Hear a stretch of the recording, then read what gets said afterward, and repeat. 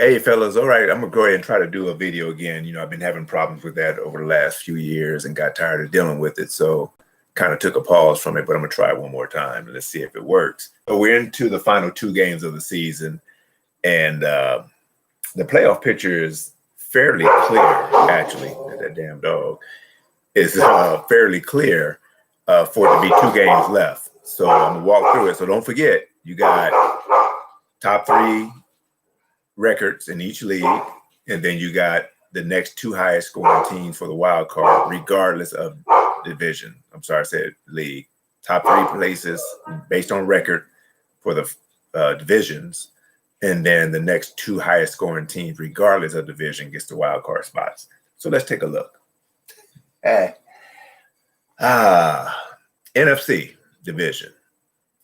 Boys, just for fun at 8-3. Real Deal and the Eagles. Well, Real Deal's at 6-5. So boys, just for men, pretty much locked in, and also point wise, they would be locked in for a wild card anyway. So those two teams are locked. Real Deal likely has to hold that third place position that they have over the Eagles.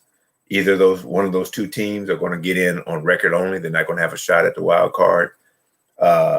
Real Deal could, if he has like two big games, but there's some teams ahead of him that's significantly ahead of him that'd be hard to catch. So Real Deal needs to hold that league, or the Eagles, who have lost 3 in a row, that didn't help Bill, needs to overtake them. So Real Deal looks like he's in pretty good shape. And don't forget, tiebreakers are head-to-head. So if they ended up tied, whoever won their head-to-head game gets that final playoff spot. Bomb Squad, Big Dog's got to eat. All of those teams are probably crusher, probably waiting for next year. Sorry, fellas. AFC division. Illmatic, defending champion, 9-2. Papa Canes took over Don Mega. And we know Aaron Rodgers and Adam Kamara blowing up this year, along with some good moves by new owner Brad. Got Papa Canes #1 seed. Y'all let him do that to you, coming in like that, brand new. That's what y'all do? Oh, man. All right, well, I think we may have seen that before, but I don't remember if we've seen a new team come in and win a championship. I think we've seen a couple get close. So anyway, Illmatic, Papa Canes is pretty well locked in. Then you have Gangsters at 7-4, 1 game ahead of the Warriors, 2 games ahead of Killer Bees and Clyde.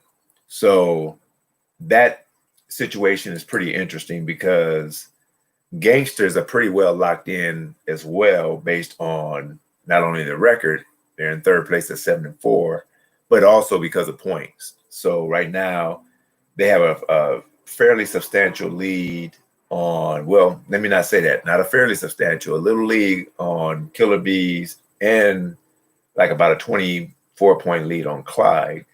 So the Gangsters could get knocked out of that third place position and by the Warriors, and the Warriors probably need to get third place to get in. So if the Warriors don't overcome Gangsters, and back again, it's head to head, they're 1 game apart. So if they end up tied, then whoever won that head-to-head game is going to get in. So Warriors probably really need to get in on the record. The Gangsters have a very good chance of getting in on record or points. Now, that's important for Killer Bees and Clyde, because if the Gangsters end up going for a wild card spot, there's a good chance that one of those two teams may not get that wild card spot.